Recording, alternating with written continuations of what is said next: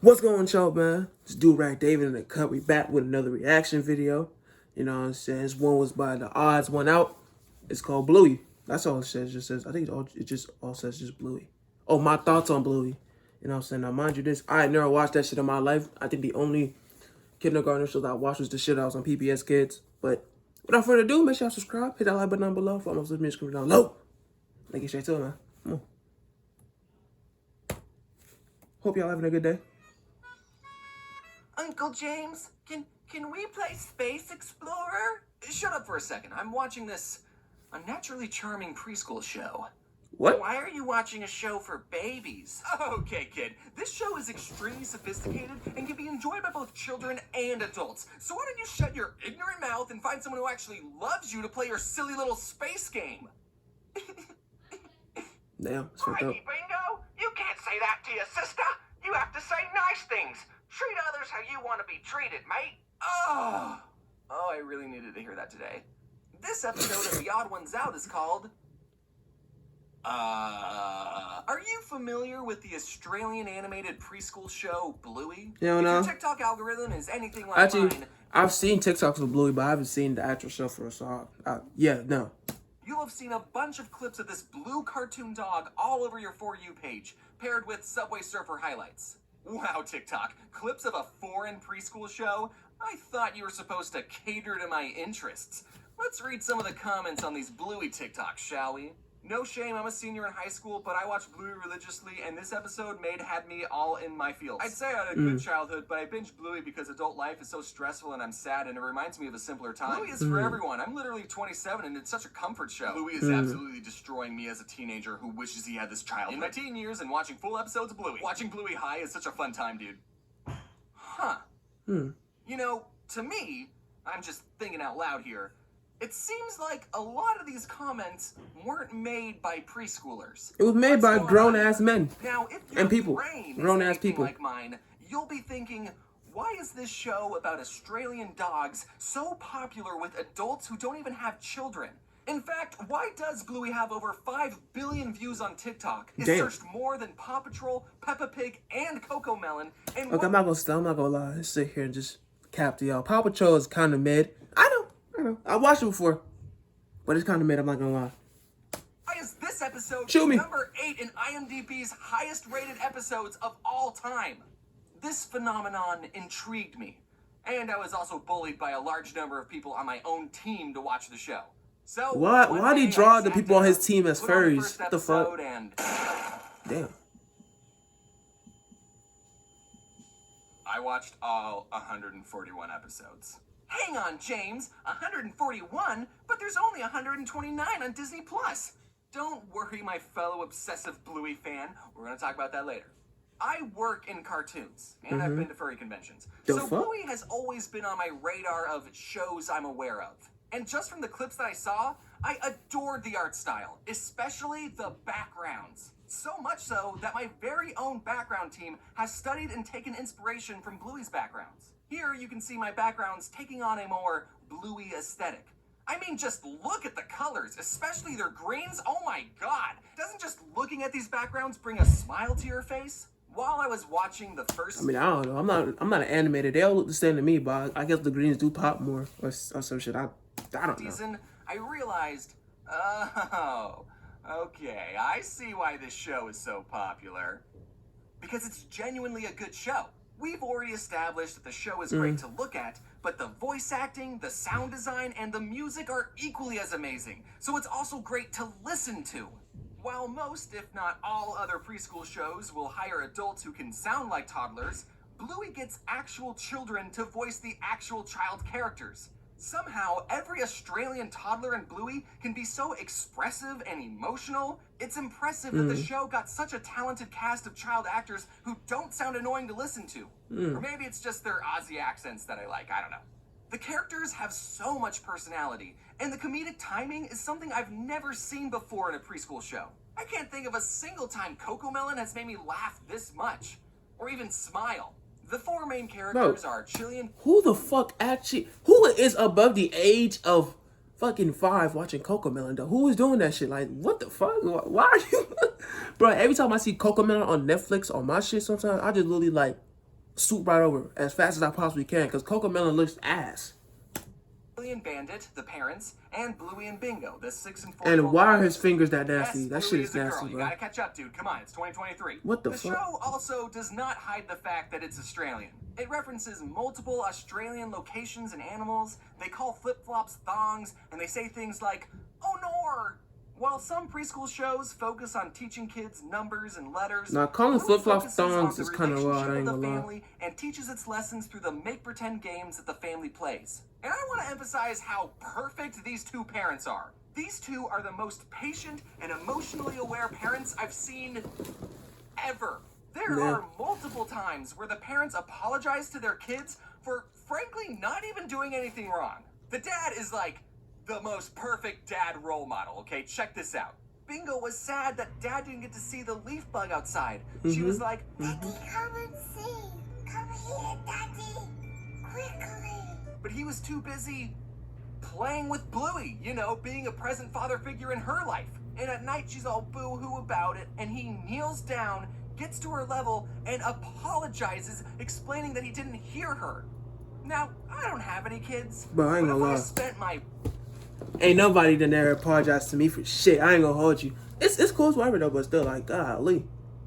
weekend running around with toddlers, and then right before bed, one of them said, "You didn't get to see the ladybug." Shut the I fuck would up, say, man. "That's okay. I've already seen a ladybug. Good night." In one episode, Chicken Rat, Bingo lost her favorite toy, and Mom asks, "Well, where was the last place you had it?"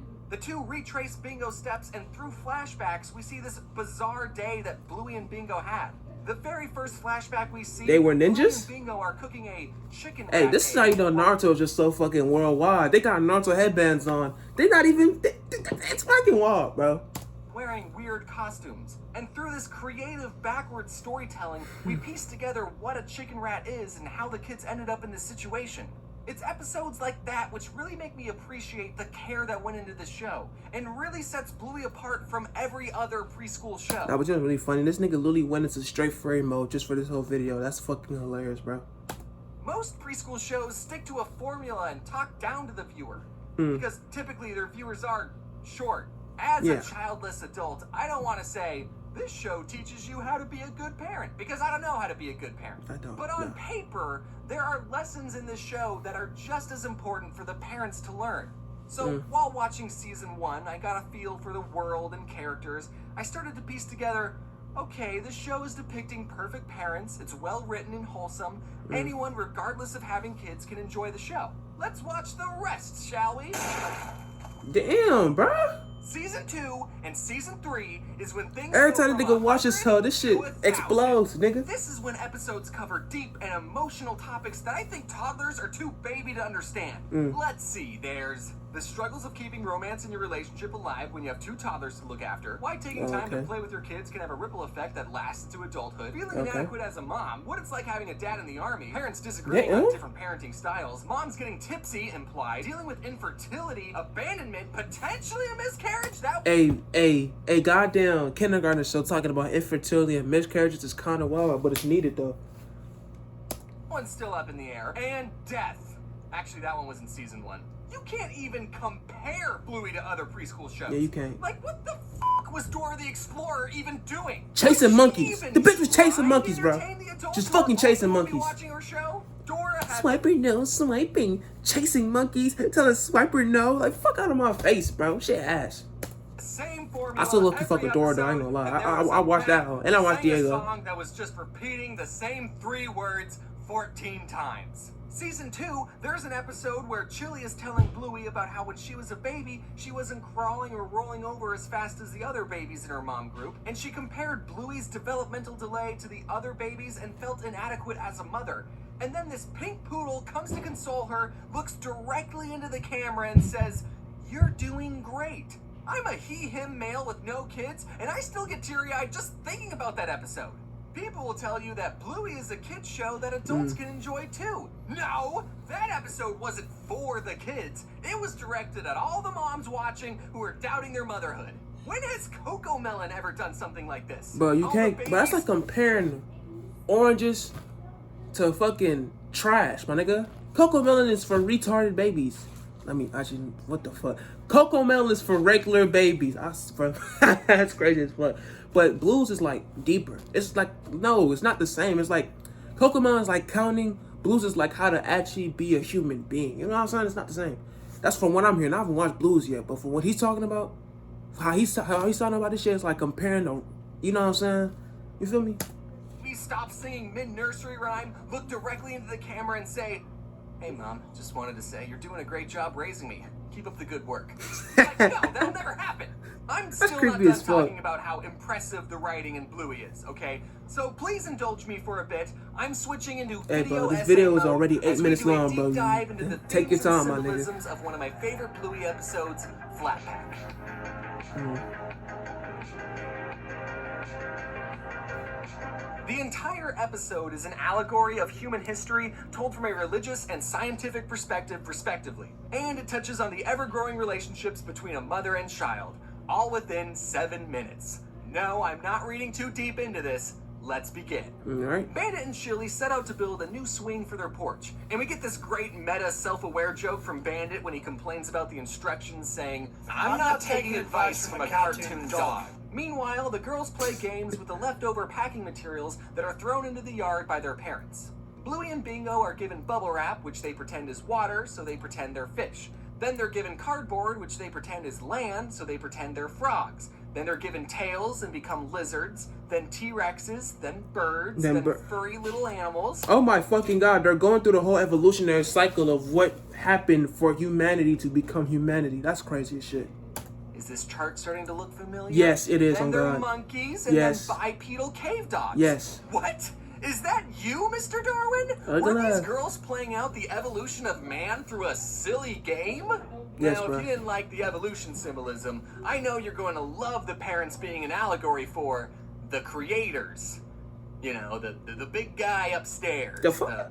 The whatever you believe is going on. Oh, this The nigga parents preaching. What supply the the hell? girls with their entire world. They give the girls the sea, the land, the volcanoes, and the trees. In these cave paintings the girls make that tell their history, they depict the parents as gods, higher up and in the clouds. They do look a little angry. Perhaps they're still in the Old Testament. The parents being the creators is hinted at again by Chili when she looks at the girls lovingly saying, "Aw, we made them." The parents give the girls an Allen wrench, aka tools, and one industrial revolution later, the girls evolve from cave dogs to modern dogs, building futuristic towns and spaceships. Throughout the episode, as the girls go through different stages of evolution, they also go through different stages of their lives as a mother and child. As fish, Bluey says that she's the mommy fish and Bingo is the baby. Then as frogs, Bingo pretends to be a toddler and Bluey teaches her how to catch flies. Then as T-Rexes, Bingo becomes a big girl. Then as cave dogs, she's a teenager. And finally, in the last stage, she's all grown up, ready to traverse the universe on her own. She thanks Bluey for looking after her and leaves on her spaceship. Bluey, now much older, as shown by her having to use a cane, crosses the styrofoam threshold, which represents her death, and she gets to live with her creators. All while this orchestral masterpiece Holy is playing, shit. and suddenly you realize you're crying? When did that? Did y'all see when they touch hands? Y'all remember that painting of when God and Adam touched fingers? That's crazy as fuck. Then Bandit ties the allegory all together at the very end, saying, "Ah, this is heaven." Are you joshing me right now? This preschool show was able to tell a clever allegorical story with tasteful religious undertones in how many minutes? Did you just make me feel emotions over a cartoon dog? This isn't the only episode you can make an in-depth video essay on. There are plenty of other episodes that hit just as hard as this one. Damn. While I was doing research for this video, it got me thinking about another foreign animated kids show with 8-minute long episodes that focus on a family of 2 toddlers. Buddy, Except I do not give a fuck about Peppa's Pig, bro. If that show was... How do I say this in the nicest way? That shit was fucking trash, bro. God damn. unlike Bluey, Shit, the real this nigga in me show just is couldn't... Bro, universally hated. the real nigga in me just couldn't fucking say it. Caillou, it's Caillou. I had this idea in my head that people only hated Caillou because he was a more accurate portrayal of a toddler. But in the handful of Nah, Caillou Caillou's a episodes bitch. I watched, I was reminded, oh no, that's why people hate Caillou. Because he sucks. He's a bitch. His brattiness isn't even important to the plot. It's it comes not. out of nowhere. He's just a Caillou bitch. will be getting ready in the morning. He spills cat food and says, "Look what you did." He's at the beach and this bird who's done nothing wrong gets told to go away. And there's a bunch more examples of Caillou being a whiny. And the animation is fucking annoying, bro. Like it looks like a fucking storybook. I hate that shit. Like, I hate this shit, bro. Piece of shit. And I can't help but think that Caillou's screeching, piercing, whiny voice does not help him be a likable character. I bet real toddlers can be little punks sometimes, but Of why course. don't you show that in your cartoon and not have him learn any lesson? There's never a lesson learned in Caillou. Since Caillou was a brat all the time, a lot of people, myself included, wondered why Caillou's parents never disciplined or even tried to change his bratty behavior. But after I thought about it... No bullshit. Niggas started making up theories that the reason why his parents weren't fucking beating his ass is because this nigga has, say with me now, cancer, bro. They thought this nigga had cancer. He's such a shitty character that to make up for the fact that he's such a brat, they gave this nigga, or people that made theories gave this nigga cancer. It's fucking wild, bro. But I realized it would be a very weird episode of Caillou if one day Caillou's mom was like, "Caillou, what did you do to your sister?" "I made her look pretty, Mommy." "Caillou, that was Mommy's expensive makeup.